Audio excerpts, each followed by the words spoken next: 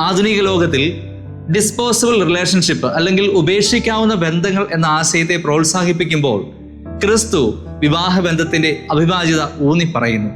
സ്നേഹം എന്നത് വികാരം മാത്രമല്ല, അത് ത്യാഗവും വിശ്വാസ്യതയും ഉത്തരവാദിത്വവുമാണ്.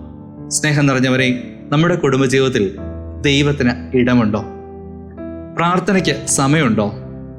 തിരക്കുള്ള ജീവിതയാത്രയിൽ പരസ്പരം സംസാരിക്കാൻ, ക്ഷമിക്കാൻ, കേൾക്കാനുള്ള സമയം നമുക്കുണ്ടോ? ചിന്തിക്കുക. ഈ നോമ്പുകാലം ഒരു തിരിച്ചു നടപ്പിന്റെ സമയമാണ്.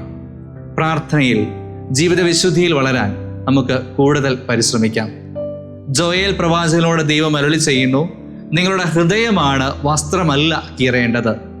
ദൈവമായ കർത്താവിലേക്ക് മടങ്ങുവിൻ, എന്തെന്നാൽ അവിടുന്ന് ഉദാരമതിയും കാരുണ്യവാനും ക്ഷമാശീലനും സ്നേഹസമ്പന്നനുമാണ്.